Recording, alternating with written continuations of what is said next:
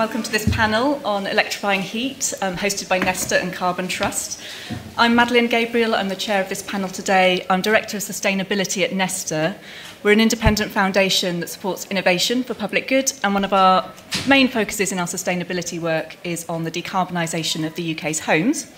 I'm joined by an excellent panel today to discuss this issue. I have Will Rivers, who's the head of residential decarbonisation at Carbon Trust, Clem Cowton, Director of External Affairs at Octopus Energy, and Bennett Northcote, who's the founder of 432, Deputy Chairman of Conservative Environment Network and also co-founder of SEN. So thanks very much for joining us today. I think it's probably a fair assumption that with this panel, we're probably not going to have a big bust up over whether homes need to be decarbonised or how best to do it. But what we might lack in polarisation, I think we make up for in expertise in the politics, policy and practicalities of cutting fossil fuels from our homes and moving on to clean electricity. Although, of course, if you do want to debate those points about whether we should do it at all or how best to do it, I'm sure the panel will be up for that. But before we move on to the meat of the subject, I just wanted to recap on why we're even talking about this. Probably be familiar for most of you, but homes are a major contributor to carbon emissions here in the UK. They account for about 15% of the UK's emissions, and that is largely because we use fossil fuels for our heating. We have one of the most extensive gas grids in the world. About 85% of homes are connected to it. That's 24 to 25 million homes, and a further 1.5 million or so use oil or LPG for heating. And it goes without saying, really, that we can't get to net zero without addressing this. But there's also another major reason to move away from fossil fuels for heating, which is around energy security. And we saw in 2021 to 22 how international events can lead to major price spikes and real volatility in gas prices. And of course, a reliance on imported gas, and the vast majority of our gas is imported, puts us at the mercy of the states who produce it, some of whom fairly unsavoury. So there's a good an economic case, a security case, and a decarbonisation case for moving away from fossil fuels for heating. But I think there's also a consumer case, and it's probably one that we might need to convince a few more people of. Gas has been really good for us. It's been very convenient. Gas central heating was far better than what it replaced. People tend to quite like their boilers. Combis work well. But they're far from perfect. Most of us use our boilers intermittently, for example. So we have a blast of heat in the morning, blast of heat in the evening.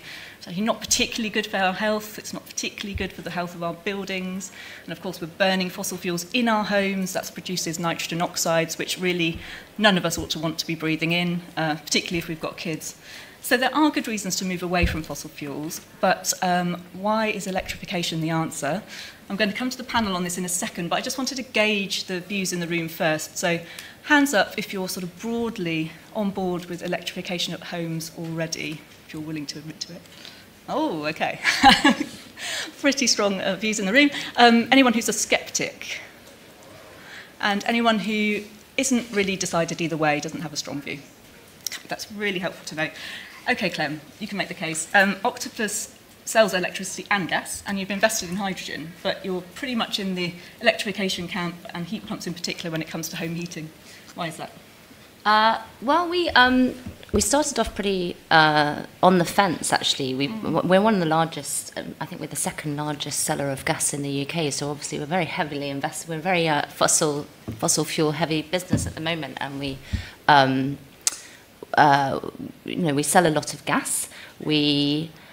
And when we kind of started to kind of grapple with our own carbon footprint as a business, one of the options on the table was to withdraw from selling gas in the market and just say, look, we're only going to do electricity from now on. And this is how we can shrink our carbon footprint. But we thought, actually, that's sort of that's sort of a sort of cop-out, doesn't allow us to really tackle the issue, and also everyone is still going to need to heat their homes, so all we'd be doing is exiting a large section of the market without doing anything about helping people to decarbonise. So we then started looking at what the options were on the table, and we considered whether we should invest in hydrogen heating, and we looked into that a lot. And actually, I mean, as does everyone who pays attention to that issue for more than about 5 minutes, as soon as you start understanding the physics behind it, you just realise it's not an achievable goal at all. It's incredibly expensive, not particularly safe. the technology is not available, and there's no hydrogen in the gas pipe. So again, we thought that would be a terrible option to be pursuing on behalf of our customers.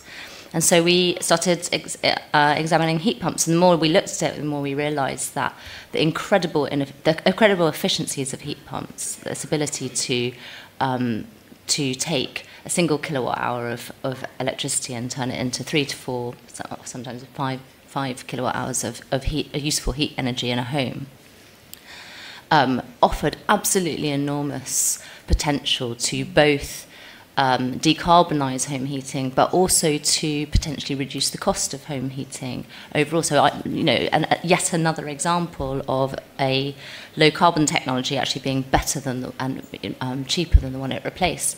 The main barrier that we encountered when we looked into how we could do this for our customers was the high upfront cost of a heat pump itself, and that was because largely because the heat pump industry in this country was operating on a pretty small scale, with small businesses doing really great but quite expensive bespoke projects for often very large houses in the country with very large footprints, not sort of atypical housing archetypes for the UK. And what we realised was that actually, if you broke down a heat pump, that it's not particularly in and of itself, not particularly remarkable, but if it's basically just a fridge. It's the same, or an air conditioning unit. That is all a heat pump is.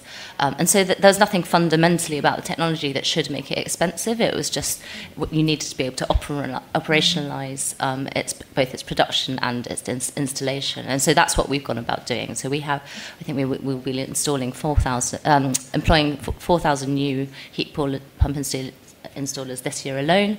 We have bought and developed a factory in Northern Ireland to produce our own heat pump at much reduced prices to the ones already available in the market. And we've invested in technology to make heat pumps run more efficiently and more cheaply by using time of use pricing, to be able to heat up your home when energy is cheaper in a day, and to kind of retain that heat during the time when it's more expensive, and also to solve some of those kind of technological problems, things like achieving higher temperatures for homes that aren't as able to put in larger radiators. Thanks. Bennett, I'll come to you. What would you say is the Conservative case for a focus on clean heating? Well, thank you. I think it's a very strong one. My grandfather-in-law, if that makes any sense, my wife's grandfather, was an MP, and he fought he won in the 1950s in what was then the old I Division. I don't know if we've got anyone from Suffolk in the room, but the old I Division seat, now then Suffolk Coastal. And his campaign poster, which is proudly displayed in my mother-in-law's house, was, happy homes and hot water, right? That was the campaign that was fought back then. But that's because the Tories were focused as a party on how do we make people's lives better, and how do we do it in a way that is about the new and the future as opposed to the old and the past, right? How do we step forward as a party? And I think that's when we were, winning elections, just to be super clear, and it sets a sort of tone for, I think, how we can see our way forward. So, I would firstly put the Conservative case for heat pumps or for clean heating in the context of the Conservative case for environmentalism. So if you give me some latitude, I'll talk about that for a second and then bring it back to heat pumps and into clean heating. We should be proud of our record of decarbonisation as a government. There's lots we can talk about in terms of achievements, whether it's the take-up of renewable electricity, everyone talks about, the gas crisis, and that's true, but if we hadn't had Tory policies on the rollout of renewable electricity, then that gas crisis would have been a hell of a lot more if 40% of our electricity which came from renewables during that period, if that had to be powered by gas, then it would have been even worse in terms of heat. So these are very powerful things and good things for us in that. Just a quick word on the politics of all this. Obviously, everyone goes, oh, well, there's Nigel Farage and Reform, and they took a lot of votes, and they made that.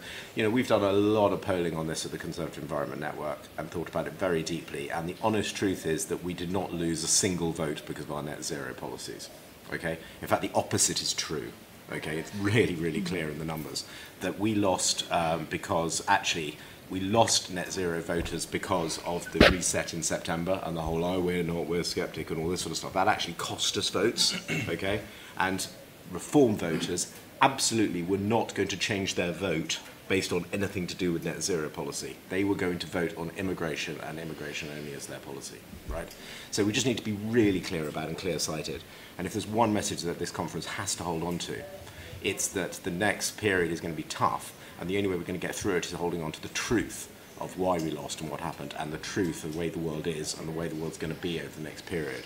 A long-standing veteran of, and I originally started on IDS's staff back in the early 2000s, but a long-standing veteran said to me, year one of opposition is quite good fun, actually, because you have a leadership contest and it's all quite jolly and it's change and we can all sort of, you know, have a nice big Tory row with each other. It's years 2, 3 and 4 that are really hard, okay? And the next 3, 4 years are going to be really hard. And if we allow ourselves to go down rabbit holes of not dealing in truth, that's going to be bad for us. And one of the truths is that net zero did not cost us the election. It actually helped us, and it's some of our reversals that contributed to some of the pain. Rant over. On heat specifically, you know, I think that the record, to be honest, is fairly mixed for the Tories. If you look at all the various schemes that went through over 14 years to try and do home decarbonisation, it's been challenging. I think the later record under Martin Callanan was good, actually. I think Martin was a great guy, really understood it, really got it, and made some big progress. I think one of the barriers on all the schemes that did go through beforehand, and we've got to recognise one of the challenges with rolling out heat pumps, is the disruption within the home. And that sense of actually how disruptive is this to your home, and everyone thinks, oh my gosh, you know, what do we do? And I think that heat pumps have been painted into a corner, which is, you know, oh, you can't have a heat pump unless you have humongous amounts of insulation and disruption to your house, and, you know, all of the half-truths and lies that the Telegraph tell about this. And I'm sorry to say that in this room, but the Daily Telegraph do not accurately report the truth around this. We need to be really clear-sighted on that as well. They are misleading. That actually, you know, you need all this insulation. The real truth, as Clem has said, you don't need all this insulation for heat pumps. And I think one of the things we have shifting away, and the boiler upgrade scheme does this well, is moving away from what's called fabric first. This idea that we all had, and I confess to having this idea that you have to go in and do all the insulation first before you can start thinking about putting in a heat pump, okay? And actually the physics do not support that, right? Because a heat pump, at the end of the day, even if it only is just blasting out 1 unit of heat for each 1 unit of electricity it uses, is still more efficient than your gas boiler. Your gas boiler, you know, does not burn at 100% efficiency, okay? So if you understand the physics, people talk about COPs, but very simply, COP of more than 1 means that it's, you know, really great, and a COP of less than 1 means it's bad. The gas boiler is about 0.85, right?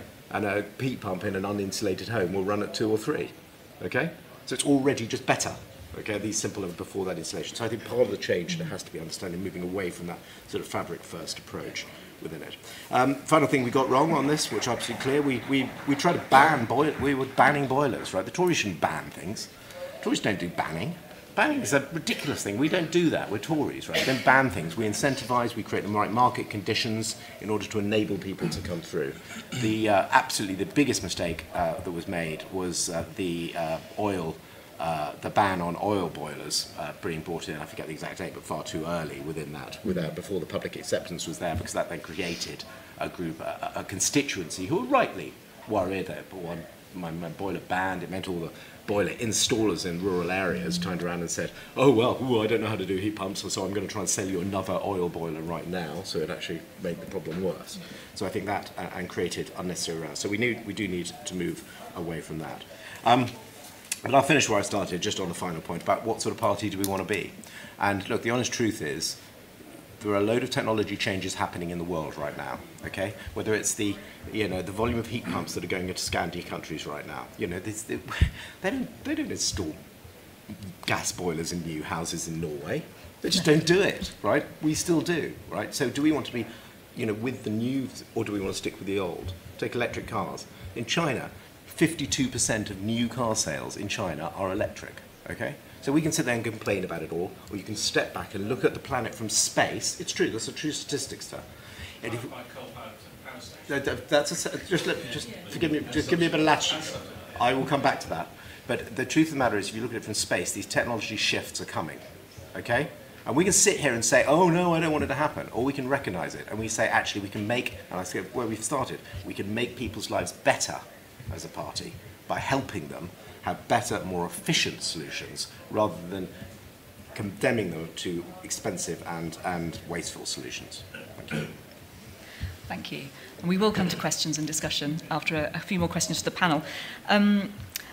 Bennett, you mentioned sort of the rollbacks about a year ago now, I think, Rishi Sunak's speech last year, just before conference. And before that, it's true that there were some real steps forward in policy around home decarbonisation generally. We had the introduction of the boiler upgrade scheme, which is a grant for people to install heat pumps, and some quite creative policy ideas like the clean heat market mechanism, which, if Labour do introduce it, would place a mandate on boiler manufacturers to start selling heat pumps in proportion to their boiler sales and help them move towards clean heating. But we did have some vacillation, some rollbacks. Will, what would you say is the impact on industry of that sort of uncertainty around policy direction? Yeah, I think that's a really key impact on industries. I mean, we talk to manufacturers, installers, people a lot, and what they kind of really say is that they're starting to invest tentatively in heat pumps in the UK. So we see kind of Group Atlantic, Ideal Heating, Valent, all starting to open kind of manufacturing facilities in the UK. But actually a lot of the R&D of those kind of facilities are still offshore. So essentially what we're trying to do at the moment is use an international manufacturing base and international technology in heat pumps and make them work in the UK context. And I think what we really need to get to is the extent to which all of the manufacturers in the UK are really kind of investing in some of the specific challenges that we have in the kind of UK housing stock. I mean, kind of as Octopus are doing now, it's not the fundamental technology really that needs changing. It's been around for over 100 years, the compression cycle. But there are challenges to the UK housing stock. You know, if you look at terraced housing, for example, one of the biggest challenges of installing a heat pump in a terraced house is just where do you put that unit at the back? So kind of solutions which maybe point the fan upwards, which aren't needed in other countries, are more important in the UK. Can you talk a little closer to your microphone? I'm sorry, that's better. It was all golden. Yeah. I was just saying that there are, I think, what we need in the UK is innovation in around how the technology is applied to the UK housing stock in ways that you don't necessarily need in some of the other countries in Asia, Europe, where most of this kit is manufactured. Another issue just being, for example, that most people don't have space for a hot water cylinder anymore in UK houses, and that space is far too valuable now as a cupboard. So it's another kind of innovation challenge which the UK really has to crack before heat pumps can be considered as a mass rollout, which isn't necessarily the case in other countries, where in France it's much more common to have an energy room, for example, in your house. And so I think we're at the point now where we're really seeing industry demonstrate the potential of heat pumps. I worked on some of the very early heat pump field trials back in 2009-10, where the performance of those heat pumps really was abysmal. In terms of coefficient of performance, it was between 1 and 2, which is awful. It's going to cost you a lot more to run than a gas boiler.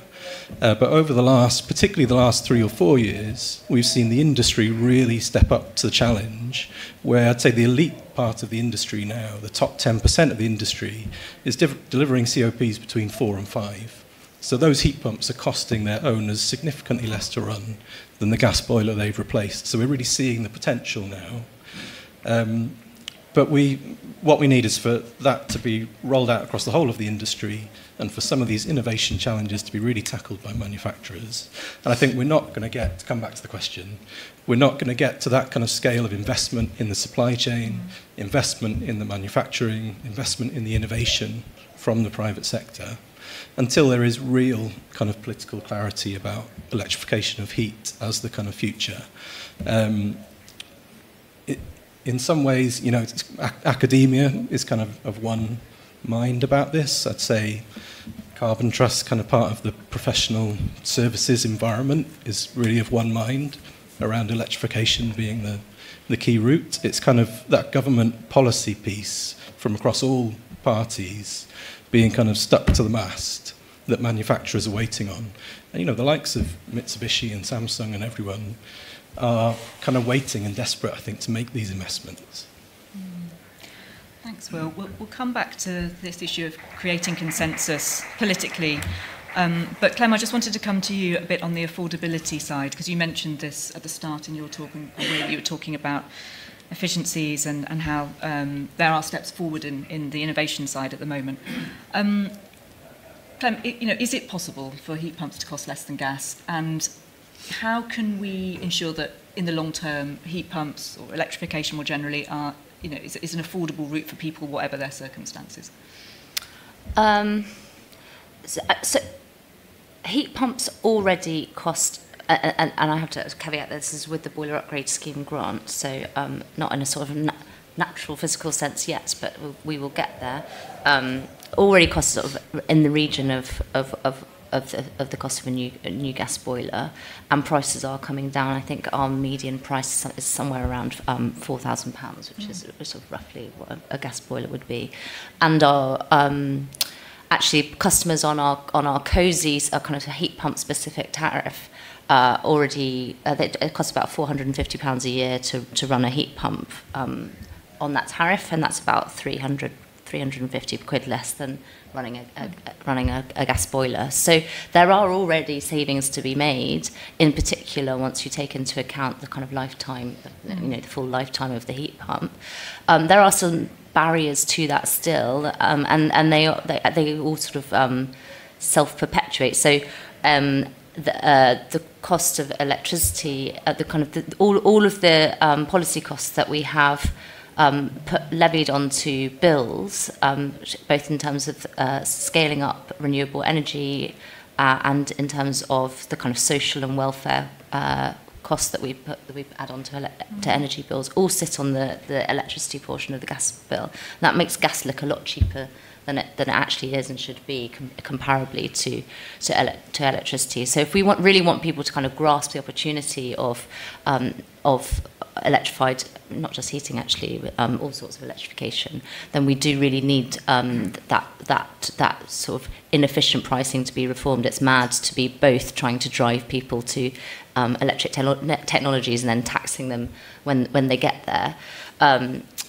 while also simultaneously subsidising the electricity at the other end as a particularly inefficient way of running an economy. We are already seeing some really exciting things happening. For example, I mean, if you were at, and many of you will not have been, but if you were at Labour conference last week, you will have seen, yes, what you could have won. You will have seen in the conference zone we had built with a housing developer a zero bills home, and we'd done that with a modular housing developer in 2 days. So that was built on site in 2 days, and it is a 2-storey, 3-bedroom home, which we had guaranteed to be zero bills. We put solar panels on the roof, we put a battery on the side of the house, and we put a heat pump in.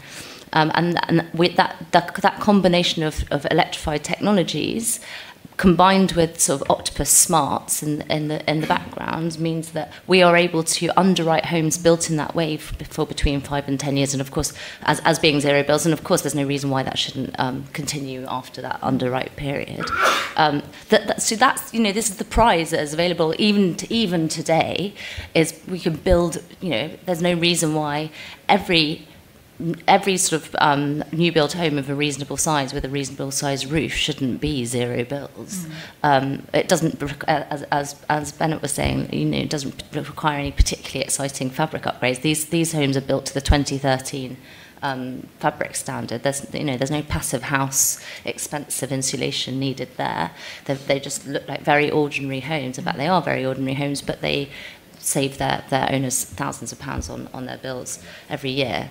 And so being able to sell that opportunity to people and to see that genuinely an electrified future is something that's not just better for the planet, but actually better for their wallets and better for their quality of life is, I think, a really important part of this. I felt really bad when Ben mentioned this, and I didn't. I would also like to endorse that Lord Callanan has been absolutely brilliant, and worked incredibly well with the sort of heating industry to scale up that, to get the boiler upgrade scheme across the line. Also did his level best to get the clean heat market mechanism across the line, and I really do hope that the Labour government carry that policy forward. So yes, I think there's a huge amount of very positive stuff has been kicked off by the Conservatives, and I really hope that Labour take that forward. Thanks. Will, just to come back to you, you mentioned some of the innovation that's going on, but what would you say installers, manufacturers and innovators are doing at the moment to transform the market? What does good look like? You sort of mentioned COPs of 4 to 5, and what might we see around the corner? Yeah, sure. So I think what we've seen, particularly in the last 5 years, is just the industry getting, and particularly the installer base, getting to grips with what a good installation looks like. And it's actually not really about how you attach the heat pump to the house, it's about the heating system that's in the house and how that needs to work to be low temperature, to just have good fundamentals of hydronic design, which, perhaps thankfully over the last 20 years, gas boilers are pretty insensitive to. You can put a gas boiler in a house, it can have a terribly designed heating system and pumps and buffer tanks and all kinds of messy stuff inside, and the gas boiler will perform pretty well.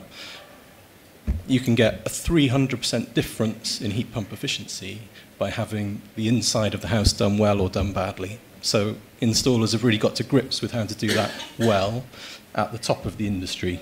So if you look up schemes like Heat Geek, who offer kind of this more advanced training on how to do this, you can see how that works. And what we need now is really for that kind of top 10% elite of the industry to roll out through the whole of the industry, because I agree completely that the Telegraph doesn't report honestly often on heat pumps, but it is the case that there are still shockingly bad installations out there. And when those happen, that is a real problem for those owners, and it's a problem for the industry. So it's incredibly important that we eliminate those really bad practice installations, because it damages the whole cause. So the performance of heat pumps is getting better to the extent that we probably couldn't have foreseen even 3 or 4 years ago. At the same time, the energy suppliers are really starting to take advantage of all of the low-carbon electricity that's available on the grid and offer flexible time-of-use tariffs. Octopus and OVO, you can get a heat pump-specific tariff from OVO, which is half the unit cost per kilowatt-hour of regular electricity. So, yeah, we're absolutely at that stage now where the cheapest heating system you can put in your house now is a high-performance heat pump on a flexible time or type-of-use tariff, and that will cost you significantly less to run than a gas boiler. And that's really exciting. We wouldn't have said that 3 or 4 years ago. I wrote reports 3 years ago which said that heat pumps will typically cost you more to run than a gas boiler, and the industry has changed that just in the last few years. I had one more point, but I've forgotten it, sorry. You can jump in later. Okay, we started to talk about policy. Clem, you mentioned levies. I guess a question to all, but what do you think the immediate policy priorities should be to move this agenda forward? I think, please do. I would say really put a focus on those those levies sitting on electricity bills are holding back electrification across more than, across the board. And I think also what's sort of less commonly understood, including by government actually, which is quite frustrating, is it's also holding back the flexibility of the system that we want to see as a whole. That by having this kind of chunk of a block of taxes that sit on the electricity price, it means that the dynamism in the electricity price isn't then exposed, which means that it makes less economic sense to, less financial sense to install things like batteries to charge your electric vehicle smartly, and all of that puts a strain on the electricity system overall and puts everyone's bills up. So removing that kind of sort of mud from the system, it's a terrible word, I don't know. Anyway, whatever. Sludge from the system, getting back down to kind of pure price signals as to the greatest extent possible, and also making sure that we are I mean, my boss Greg sometimes talks about it as being like putting a tax on, putting the sugar tax on bottled water. You know, we are taxing people for using the thing that we're trying to encourage them to use it. It's just madness. And then the clean heat market mechanism just is on the stocks. It's ready to go. They just need to publish the legislation. It's really basic stuff. Everyone was pretty happy with it. There was a sort of hiccup when some of the gas boiler installers decided to try and engage in some questionable behaviour, which then got referred to the CMA by the Secretary of State in terms of some price gouging. But I firmly believe it's a very good and market positive way of avoiding a ban on boilers, and I think we should bring it forward as quickly as possible to enable our manufacturing sector to sort of scale up in, you know, avoid that sort of accidental obsolescence that would likely come if, you know, if they're not careful. So, yeah, I mean, I agree with all of that. The point about the levies is particularly important and easily done, and I would personally move them into general taxation rather than have them moved onto gas, because then you're just putting people's gas bills up, which doesn't politically sound very sensible to me in a cost of living crisis. So, Yes. Oh, I'm sorry. I do apologise. Sorry, mumbling as well. I was just saying, supporting the point about moving, getting the levies off electricity bills and moving them into general taxation. There can be some who'll say move them into the gas bills, but that just puts people's gas bills up, which I think is politically not suitable. I would just make one very, very simple point. I think it's about not making the hardest bit of this the reason not to do any of it. Okay? So I think a lot of these debates get stuck on, you know, oh, well, because it's impossible, it's harder to put a heat pump into my Victorian terraced house in southwest London, then there's no point doing heat pumps, right? Well, we don't take that approach to any other technology, right? No company operates like that. No company says, oh, I've got this whizzy great product that I can sell in 60% of my stores, but I can't sell it in 40% of my stores, so I just won't sell it in 60% of my stores. They don't do that. They go, great, we can sell it there, we'll sell it there, we won't sell it somewhere else. And we need to have an understanding that we need to let that innovation approach happen and let that flexibility happen so that we can, the policy can do that. And we as a party need to hold the Labour statist approach to this, to account over this. So we need to be saying, you know, Labour will be coming in and saying, and I could be nakedly political here, apologies, but, you know, Labour will be coming in saying, okay, and it was a Labour government that starts putting these taxes onto electricity bills, just to remember. It was Margaret Hodge back in the day when she was running this who did this. So we need to have holding them to account, saying, no, you actually need to let the market flourish. How do you relieve the market and let householders do what they want, but incentivize them if you can to do the right things? How do we build the industry so we can have the jobs that people will benefit from this transition? And how do we help these industries move forward and not become moribund and die because they're stuck as a wave of new technology comes over, which is coming?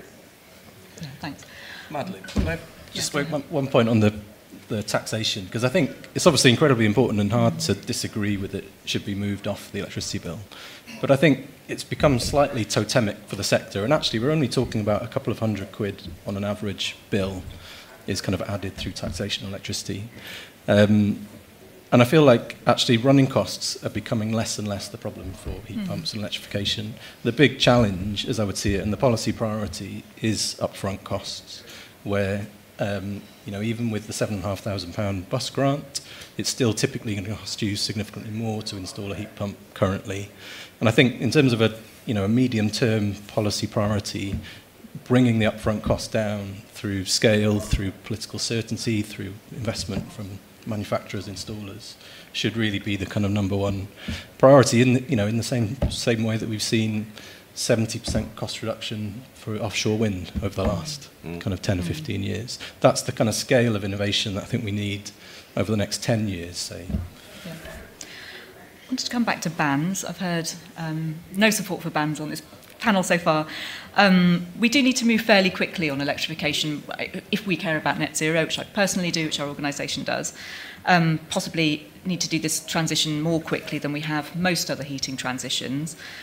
What are the alternatives to bans then if we want to really sort of see heat pumps hitting the mass market in the next 10 years. I would point out that we have had a recent transition with boilers from non-condensing to condensing boilers. We did end up banning non-condensing boilers in 2005. So how can we get that momentum without the sort of hard end date that we've had before? Well, you can ban when there's a very simple, straightforward replacement that can come in. So your point about condensing and non-condensing boilers is because there's an alternative that's ready to go. The consumer doesn't really understand the difference anyway. I do apologise, sorry. You can ban when there is a very straightforward alternative that can be installed very simply. So when you're swapping out a condensing for a non-condensing for a condensing boiler, that's a very straightforward swap. It goes in the same place. It basically works the same, and the consumer probably doesn't understand the difference between the two boxes anyway. So those two things it's quite easy to do it. The only way otherwise is to basically work with industry, right, to create the market where the overwhelming investment case takes you one way. And I would give an example, and I'm sorry for the electric car detractors in the room, but let's just look at the European car manufacturing sector for a second. Okay, 10 years ago, Volkswagen were messing around doing Dieselgate, lying about the emissions out of their tailpipes, okay, or misleading, let me say rather, about the emissions out of their tailpipes, instead of investing how to build new types and new generations of cars. Okay, had they done that 10 years ago, they would not now be looking at the number of job layoffs that they're going to have in the German automotive sector. Okay, this is just visible from space. And so we need to create the market conditions for that. And then once those alternatives are there, then you can, for that last mile, come in and say, right, we make the swap. Yeah, I'd agree with that. I mean, there's a huge amount of responsibility just lies on businesses, and we have to step up and make products that people want in their homes. That's the job. There are various kind of policies and some kind of supportive environment that the government can make around that. And of course, we do need to overcome an incumbency somehow. We can't, we've gone from a relatively standing start.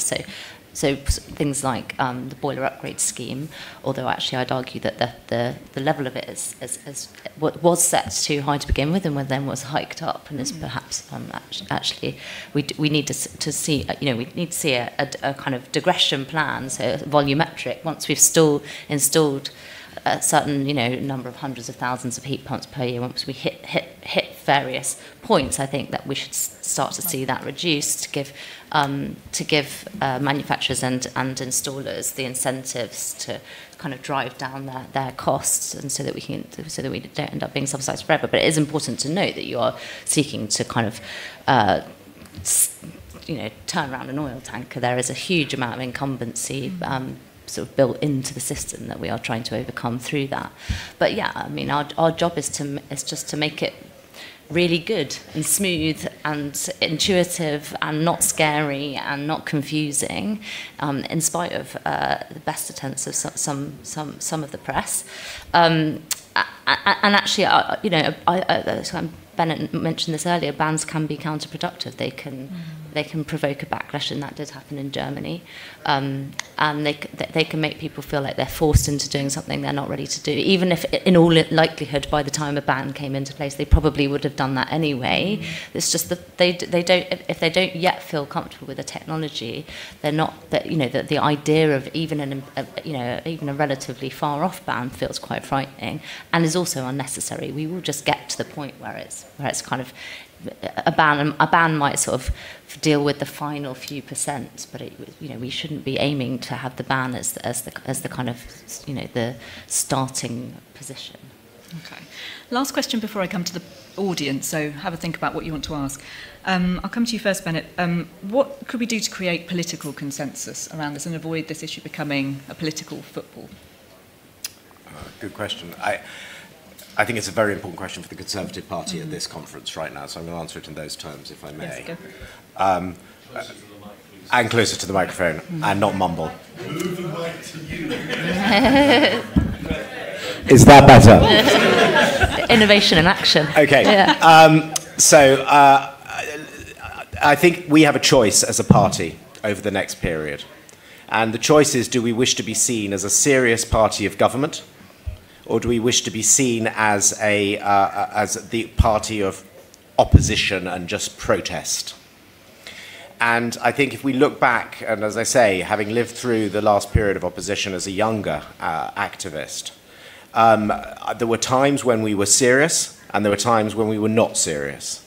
And it's the times when we were not serious as a party of government, as opposed to just playing the tunes that we like to hear, that we lost elections. And it's when we understood that we needed to play the tunes that the country wanted to hear, that you win elections. And I think on this subject, it's very clear across all the polling, generationally, that this is the subject that is real, it's happening, and we need to address it. And we can't just King Canute-like say, oh, we wish it not to be there, because that will make us politically very, very damaging. And I think what that, in terms of decarbonisation, what that does is it's about political consensus, where you have a political consensus about the facts, then you can argue about the politics of delivery. What you don't want to do is have a breakdown of political consensus on the facts, and that's where the danger lies for us if we get tempted down a climate skeptic route of, oh, this isn't happening, it's not there. Because the young people, you know, I tell you, 70%, go down to the southwest, go look at all those Lib Dem seats that we lost, right? There are people there voting because of their worry about some of this stuff, as opposed to the positives. And we can't just win chasing off a few reform votes on the right.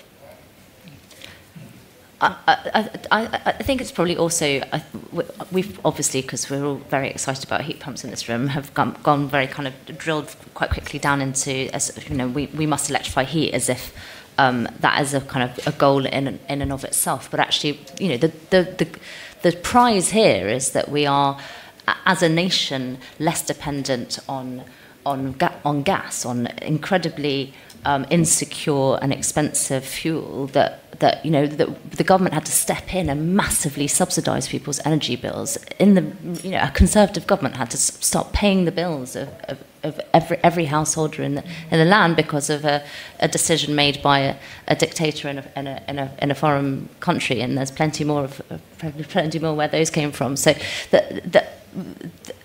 an electrified economy uses 40% less energy overall. So you can produce the same amount, have the same amount of heat, drive the same number of miles, and use 40% less energy if you are not burning fossil fuels and instead are using electricity.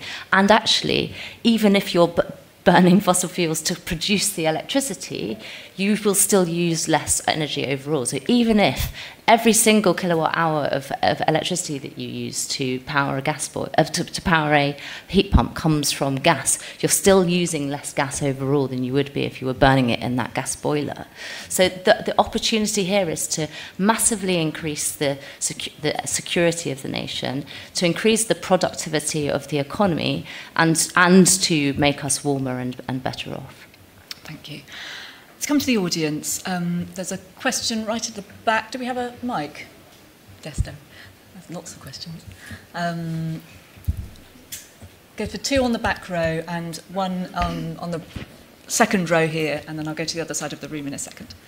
Hi, I'm Vanessa Fury. I'm from the Institution of Civil Engineers. We did some work earlier this year looking at kind of public behaviour change and the need to kind of move to net zero behaviours. And some of the polling we found that the vast majority of the public actually are in favour of making change, and there are a third of people actually want to be empowered and want to be supported to make change. Some of the barriers that we identified is firstly around the fact that there's not always clear information out there to make this subject understandable for the public. But even of those people who are very keen and proactive to make the change, some of the barriers exist around actually the financing, and we were saying about the fact that there are government subsidies already. But if you don't have that upfront capital, even £7,500 off the cost, the overall cost is still quite a lot. And even if you're saving money on the new tariff, if you can't afford that upfront cost, you're not going to be one of the people who benefits from it, whereas you probably are some of the people who actually need those savings the most. So what more can the market be doing?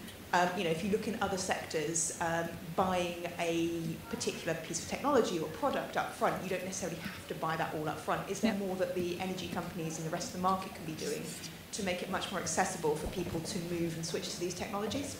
Brilliant, thank you. Thank you. Mike Leonard from the Centre for Future Homes, which is a primary research centre into transition to net zero within Birmingham City University. We believe very strongly in an evidence-based approach to decision-making, funnily enough. And we've been building homes and allowing people to live in those homes with heat pumps in them. And I have to tell you that it's not always the case that it's cheaper to run. Okay, it very much depends how you live in that property, and so we've got to stop some of the over-promising and under-delivering, which will be part of this journey. I think there's also a really big case for a massive investment in transitioning the labour force to make sure that we've got the skills not just to install but maintain them. We need also to make sure we get the manufacturing onshore as well, because the boilers are made here and the heat pumps are being made abroad in the main. So there's a whole range of issues there that I think that we need to be conscious of if we're not going to have some big areas. And the last point I'll make is, my colleague on the front said the fabric's not so important these days. It is, and particularly when you get into older properties, the fabric's got to be good enough to sustain that heat pump performance. Thank you. Did you have a question that you want us to respond to? I want to know what the panel thinks about those things. Okay, because, great. And I find final one. I'll ask you a real big question then. We've got enough energy to do this as well, so we've got to be careful of that. One question here. We'll answer those, and then I'll come to this side of the room. Hi, my name's Rachel. I believe the previous gentleman took part of my question, but I was going to go ask about the skills requirement needed. We have all these we have the large heat pump deployment. I'm just wondering about what should be done so that we have enough heating engineers, electricians, whatever professionals that are trained to have the knowledge to correctly install these heat pumps. Yeah. Thank you very much. So lots of questions about the practicalities. What can the market be doing to drive down upfront costs but also make it more accessible for people to get heat pumps? What can we be doing to upskill engineers, electricians, others who are involved, and comments generally on some of the challenges in getting heat pumps in. Do we have enough energy? Do we really not need to worry about fabric? And so on. On information, I'm just going to say up front, I totally agree with the point about lack of information. And a little plug for a Nesta project that we've been doing with the MCS Foundation. We have launched a website due to launch, I think, next week, called getaheatpump.org. So everything you need to know, endorsed by Energy Saving Trust and Which. That's where you can go. And you do your brilliant visitor heat pump project as well, which is really, if really you'd great. like to see a heat pump in operation and ask someone who has one what it's like to have one, visitorheatpump.org. Right, Clem. Yes, there are actually. I'm kicking myself for not mentioning this earlier, but as well as the financial barriers to getting a heat pump, there's also non-financial barriers, and there's things like, in particular, really idiotic planning rules that are around things like where you can put a heat pump in your garden. Things like they can't be more than less than a metre from a boundary fence. Actually, I think that's 3 metres in Wales. And if you're living in a small terraced house, that basically puts it in the middle of your garden, and that's mostly the barrier to putting them into terrace houses. Actually, terrace houses are pretty efficient because you're insulated by your neighbours. There are some very small tweaks to the planning system that are in fact sitting in MHCLG right now, and it'd be really good if ministers could sign them off and get them sorted. On the financing issue, yes, we do need to, with the slight caveat that sometimes, generally speaking, in industries, if you have a kind of large-scale reliance on finances, on sort of financing offers before you have put the effort into actually reducing the upfront costs, it can act to sort of mask cost inflation. Basically, people stop trying to innovate to drive down the cost of their product because they kind of feel lazy and comfortable that if they just spread it over a longer period, people won't notice. So I do think it's important that we have had a real focus on driving down the actual kind of cost stack of a heat pump before we started to reach for financing options. But the majority of gas boilers today are installed on some kind of finance. So it's a very familiar way of getting a new heating system in people's homes.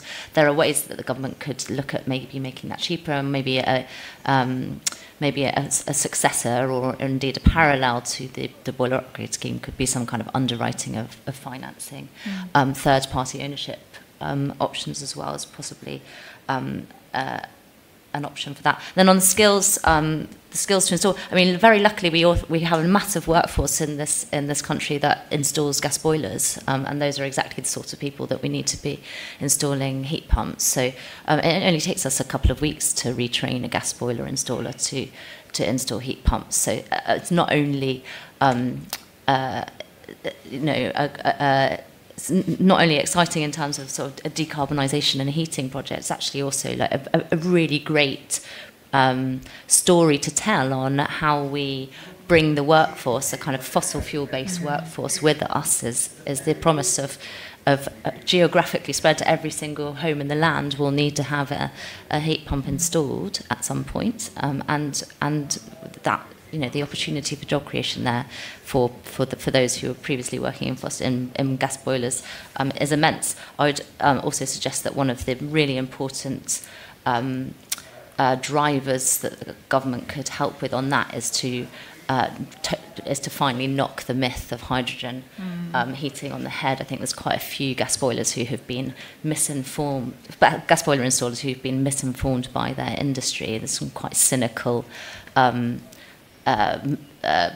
messaging has been put out by the gas boiler industry, sort of promising that no one needs to retrain and they can just sit around and wait for hydrogen boilers to arrive. So I think for the government, if the government could be clearer that that's not going to happen, it would make it much easier for us to recruit heat pump installers. So, yeah.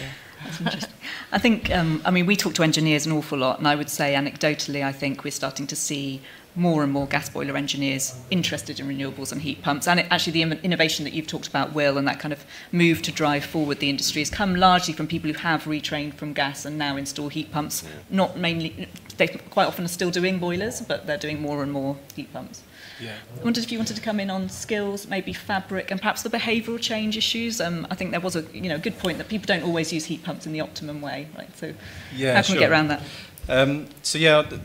On the skills front, I think one of the things that gives me loads of confidence in the supply chain kind of transitioning to heat pumps is actually these elite heat pump installers we're talking about. Those installations are much simpler than the bad practice ones that they're replacing. So kind of bad practice installations typically involve a lot of thermostatic radiator valves and different pumps on different things and buffer tanks and all these things, which is a lot of additional time for the installer, it's additional complexity for the installer, and additional upfront cost. What the elite installers are finding is that actually the really simple installations are the ones that get the really high efficiencies.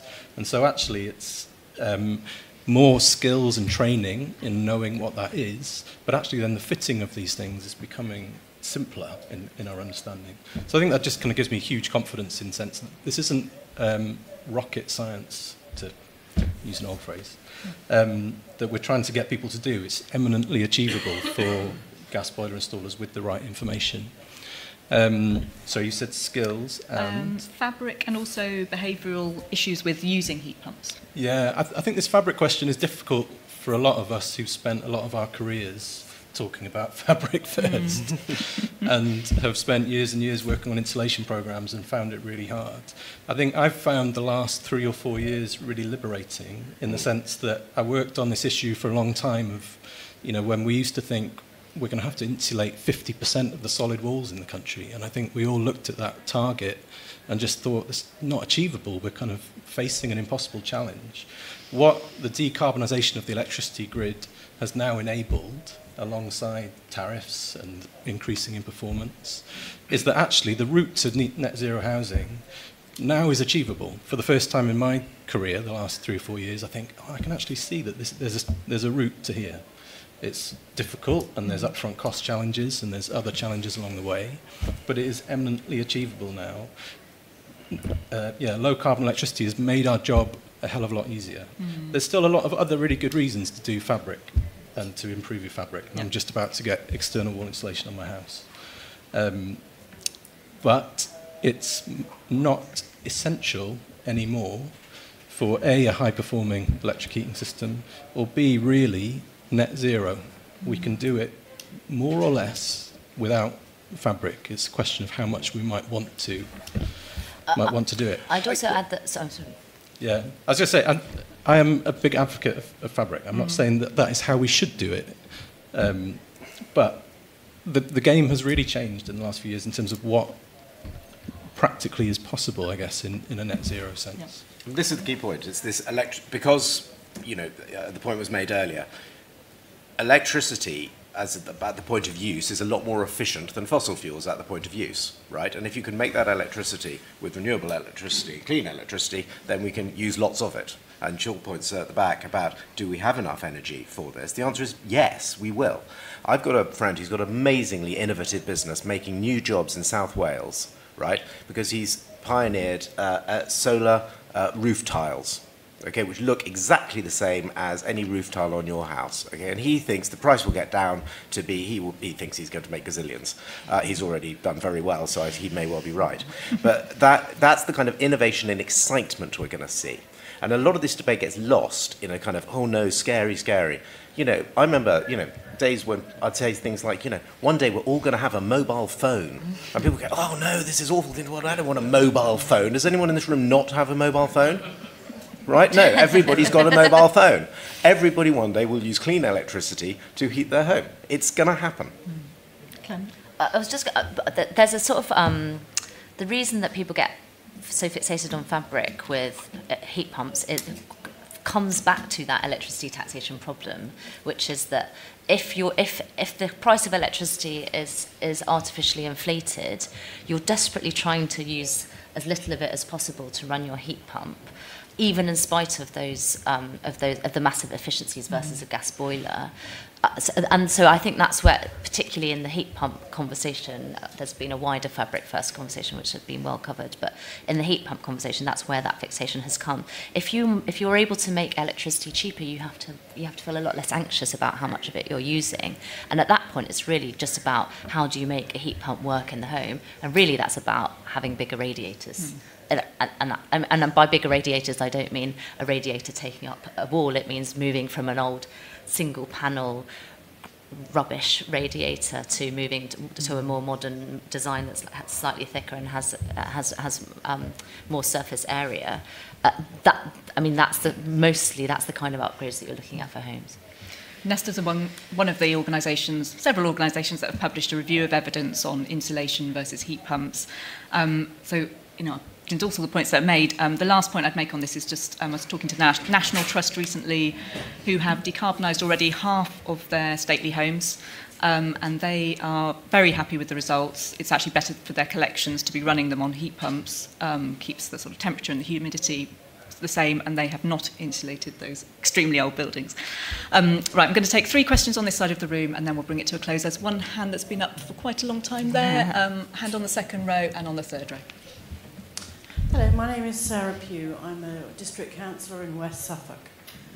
I represent 6 rural villages. Most of my households are off-grid. Many of them are listed. They are 15th century buildings. Most of them are thatched. They have unbelievably thick walls. They are covered by planning regulations. Yes, I love the solar panels and roof tiles, the clay tiles. I know all about them, but it is the planning rules that are holding everything up. So, you know, you do need to keep working on this, but it has to come as a planning change.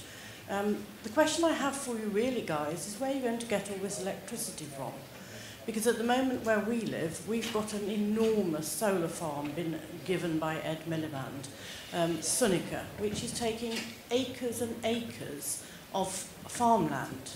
And I'm really incensed. I can't see why solar panels, which is probably where you're going to get your electricity from, can't be on rooftops, shed roofs, all those Howdens, warehouses on the A14 and everywhere else over the country, or in car parks like the French do.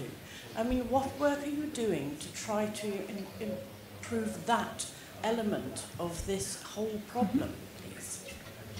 Thank you. Take the other 2 questions and then go to the panel for answers.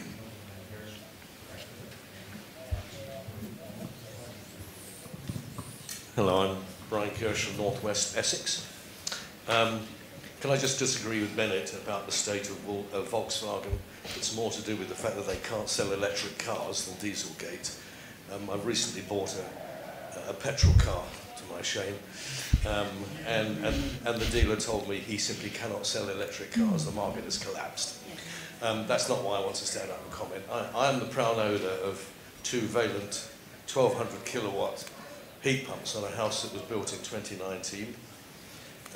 I'd be interested to know whether mine are already out of date, because it will cost £20,000 to replace them. I do have quite a big house. I'm not boasting, but it's 4,200 square feet, and my annual electricity bill, and we don't even heat 2 of the bedrooms, is £4,500 a year, and they don't tell you that if you want to get your Valent serviced, they will charge you £250 each year to have them serviced. This is an additional cost that needs to be borne in mind. I don't have any gas on site, so the house was built without it, so I really have no choice. But that's some information for you about this is a real life experience that I've had. It used to cost me, in my previous home, it used to cost me £90 a year to have my gas boiler serviced. And that's a big jump, and that needs to be taken into account. And then I've recently had some plumbing work done in my house, and the plumber is of the opinion that the manufacturers of heat pumps are trousering the £7,500 to increase their profits. Is that right? Thanks. Ian Bocking from Gospel Conservatives. First question is to Clem. Did you actually tackle the minister and say, look, why is the tax, the daily charge for electricity 3 times the daily charge for gas? Secondly, most of us in here are enthusiasts for the sustainable style, but 90% of the people, with apologies to the lady at the back, are just living in houses. They're not interested in all the clever innovations and things like that. If the gas costs so much to heat their house, and electricity costs so much to heat their house, they're going to go for the cheapest one. And at the moment, that's gas. Would you like to comment? Thanks. Okay. Right, where do we go for? Yes, off-grid homes, planning rules, so kind of the tricky issues with some particular homes, and also the question of where electricity is going to come from. Does it have to be in massive solar farms, or are there other opportunities? Cost of heat pumps in large homes, costs of servicing and so on, how can we get those down? Are manufacturers just keeping the bus grant, standing charges, and what can we do to persuade 90% of people who aren't really interested in innovation but mainly interested in cost? Can I'm fascinated by that. I don't want, this isn't a debate about rural solar, and that's a separate discussion, but I just want to say I really empathise with the feelings of communities in this setting. I mean, communities feel, stuff is being imposed and done to them within that sort of realm. I would be, the debate is much more nuanced than this is farmland that's being taken out of production, because it's, one of the great achievements of the Conservative Party is we're the ones who said it couldn't go on prime farmland, so it doesn't go on the most productive land, it's going on the relatively less productive land, things like that. But, it's really important that in this transition for some of this stuff, there's a proper empathetic approach to it with communities, and there's proper community discussion. In terms of the aesthetics, personally, I don't like rape. And it really annoys me that when I go into a friend's house and I open my windows, I've got a sort of bright yellow field burning bright light through my window, but they don't need planning permission to do that. So there are challenges in terms of how the aesthetics come in. I mean, I look at it, it ruins the view, all this yellow rapeseed. So how we affect this is subtle within that. But it is true. On the point on the rural village and off-grid homes, I'd just say to what I said earlier, what we mustn't do is make the hardest the barrier to the stuff we need to do. So the answer to your question is, we're still building for the new houses that we do need to build. We're still installing these with gas boilers and no solar panels, which is insane, right? So that's some of the shifts we need to do. And then we always, you have to think the hardest stuff. Well, let's do the hardest stuff last. Let's do the easy stuff first. And have that more nuanced approach. I'll leave the sort of numbers to Clem. I think one of the ironies of this sector is that in some ways we have done some of the hardest things first, because the homes that were sort of decarbonised with heat pumps first did tend. I mean, the majority of homes with heat pumps are off grid, and a lot of them are old homes detached in quite remote places. But we need to start doing those easier ones, I think. Clem, do you want to come in on some of those issues? Probably the best one for me to talk about is the bus grant and the servicing, and that was something. Was it standing charge as well? Yes. Have we talked to the minister about standing charge on electricity? Sorry. Standing charges. Quick answer to have I spoken to ministers about the cost of electricity, in particular standing charge? Yes, that's a very large part of my job. There's always sympathy, and then there's always anxiety about, well, what do we do with it? So, everyone sort of nods and understands. Yes, we do know. What is now Desnes and was then Bays has had plans sort of churning around the department for years about what you could do about that problem, and fundamentally it comes down to political bravery. That either the Treasury needs to take some of that, burden onto tax, which, as we know, Treasury never likes to do, and is particularly unwilling now. Move it to gas, and then the problem is that even though the difference in bills overall, because everyone who pays a gas bill also pays an electricity bill, so you'd see their electricity bill go down even as their gas bill goes up. There's something that politicians are often frightened about telling people they're going to put gas prices up, because it's associated with heating costs, and that feels it's a very sort of tangible thing basically they don't trust the media not to give them a really hard time for doing it. So, but it must be overcome. We must overcome this impasse, and what we need to do is just find the best, fairest way of shifting those costs onto gas, but then make sure that we are kind of scooping up and looking after the people. There will be a small niche of people who might suffer some who might end up paying more than they otherwise would have done, even with the reduction in their electricity bill, and who might also find it difficult to shift to electric heating. We just need to make sure that we've got measures in place to support those people. Are manufacturers just keeping the bus grant? I don't think they are, but I do think that's sort of what I was referring to about the need to make sure that we've got quite a clear digression there, because they'll probably never trouser it, but what they might do is just not be particularly motivated to drive down the actual cost of producing the kit. And so what we need to make sure is that that bus grant, the subsidy levels are available now to kind of bring down the upfront immediate cost, the sticker price, but that we are also putting that downward pressure on manufacturers. And I think the Clean Heat Market Mechanism is part of the answer to that, but also we do need to make sure that we're very clear that £7,500 is not there forever, and we need to be, that manufacturers need to be very well aware of that and doing something about it. On the servicing point, the Octopus, and unfortunately it is only available to Octopus installed heat pumps, but our servicing plan is £9 per month, which is very significantly less than £200. Well, not as well as the ones you've already got, I'm sure. It's not. I hope that as the market expands, that the installers will start to feel some competitive pressure on that. Yes. I think there's a monopoly. Yeah. Here, right? Yeah. They've got control of the They market. do. Yeah. And if you go to Valent, go onto their website, try to book a service, they put you in touch with heating companies. In fact, the one that installed it in my house, they never responded. Yeah. Which is a sign they don't need to. No. So go back to Valent and do it for £250 for each unit. Yeah, I hear you, and I know I agree with you. It's not great for Valent to be doing that. I hope they reconsider. Actually, one of the opportunities of heat pumps versus gas boilers is that actually they're much easier to service. You're basically just giving them the fan a bit of a clean and making. Yeah, it's not really. It's not a complicated piece of kit. Unlike a gas boiler, where there's literally you've literally got combustible gases sitting in a box and burning things at higher temperatures. So yes, I am confident that as the market expands and this gains popularity and becomes a sort of more normal consumer experience, that there will be opportunities for people to start driving down the servicing costs as well. We are already doing that. Octopus has already done that, but yes, sadly we can't come out and do your valence for you. Will?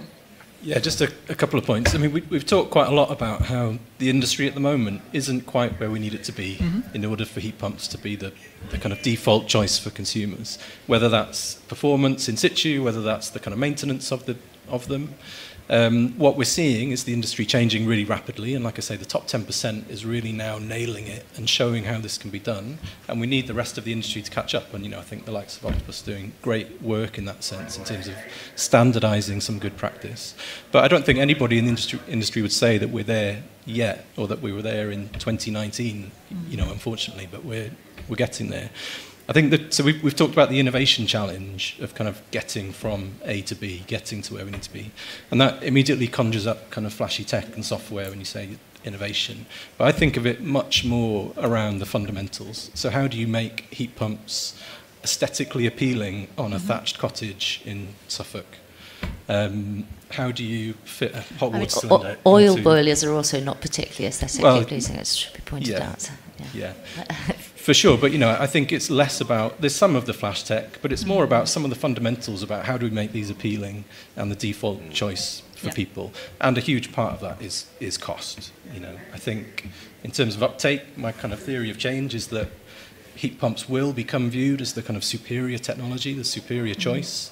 Gas boiler installers will start to offer them to consumers, and there is an early majority, potentially, of people who have the money to buy something if they think it's suitably, significantly superior to what they're replacing. And that is hopefully where the kind of cost reductions will come in. But yeah, I think there was a really good study done recently on deep retrofits and kind of technology retrofits on houses that were done 10 years ago. And they revisited the houses 10 years later to see which of the insulation technology kit was still in place. And essentially all of what was considered the flashy tech 10 years ago had been ripped out or was completely redundant. And what was still in place was just the kind of basic technology which didn't need flashy interfaces to control it. And I think there's just a good lesson there in terms of the innovation we need is around the fundamentals, not the kind of peripheral bits of kit. Actually, we very rarely get called back to heat pump installations, but where we have done it has tended to be with some of our earlier ones when we were installing third-party products, and they came with a sort of control panel with lots of buttons on it and lots of options. And what had actually happened was that we'd installed it, set it up as it should be run, and then the customer had fiddled about with it and crashed the system. And so a lot of our call-outs to our early installs were just user error. But also try turning it on and off again. That's not the user's fault. Yeah. We should be making sure that we're installing systems that are just sort of plug and go and set up in a way that that enables them to do so, and then they don't feel like they should be pressing buttons, or actually we should probably just solder something over the control panel to stop them doing so. I just kind of think, I'd just like to say, very quickly if I may, is I've seen a lot of the Conservative events we've had around the environment over this week. A lot of people are scared, right? A lot of people are just fearful. They're like, oh no, this isn't going to work. I won't be able to have the quality of life that I've currently got. And I think it was really important we recognise that fear. And I'm really okay with, I meet a lot of climate skeptics and people who don't believe the science and yada yada. And actually, the moment you get behind it, they're basically just scared. A lot of people are just worried. They're going, I'm worried about the future. And that's completely normal. I think we have to accept it. And I think as part of this transition, we've got to be really respectful of those fears and changes and not worry about it. And I think actually the point Will made that, people are going to adopt, people are going to go early. Let's go early with the people who want to go early and let that happen. And then keep that framework, let the debate be amongst how you make it work organisationally and institutionally with boiler manufacturers and heat pumpers and electricity companies, and make it easy for the consumer and safe for the consumer, which is why then we're saying let's stop banning things for consumers, because that just creates this I think, you think debate, which is unhelpful. Brilliant. We're going to draw this to a close, so I'm going to ask panellists for one final thought. We've been challenged as a panel are we overselling, under-delivering, and also can we be evidence-based? So I'm just going to ask you each for some evidence-based optimism. Why do we acknowledge there's still some problems to solve, there's still some way to go to get the industry where it needs to be, but why do you feel optimistic that we can get there? Will, I'll come to you first. I picked something just around the kind of fabric electricity debate. So there's a website called Open Energy Monitor where geeks like me can review all of the top performing heat pumps in the country. And number 2 on that list is a solid walled house with 0 loft insulation that's 800 foot above sea level with single glazing, getting an average performance well in excess of 400%, which is a great testament to that installation, but I think hopefully demonstrates that it's about the installation, not the fabric. Thanks. Clem? I think I'm going to come back to that stat from our heat pump team, which is that it costs £450 per year to run a heat pump on our COSY tariff, which is £350 less than a gas boiler. That's already today, and it's of course not going to be on every home. Not every home is on a COSY tariff, but if that's a starting point where electricity prices today, that's pretty extraordinary achievement, and there's still plenty to be gained. Thanks. On that question, Claire, do you include taking the person off the... Yes, so that includes removing the standing charge for... Yeah. And there's no cross-subsidy? No. So my point of optimism is 10 years ago, Ross Clark wrote in or Charles Moore, I think, forgive me, Charles Moore wrote in the Daily Telegraph that in 10 years' time we will definitely have blackouts as a result of the plans of renewable electricity. Definitely 10 years ago. He was absolutely adamant that we were facing a new era of blackouts. And we now have 40% of our electricity with renewables, right? This is fantastic. This is going to continue. This is the future. And we look how much we've achieved, and we achieved it under a Conservative government, that we can achieve so much more when we get back into power again. Thank you. We're going to draw it to a close. Great questions, really engaged. I'm sure the panel will answer some more after this session if you want to stick around, but just join me in thanking the panel.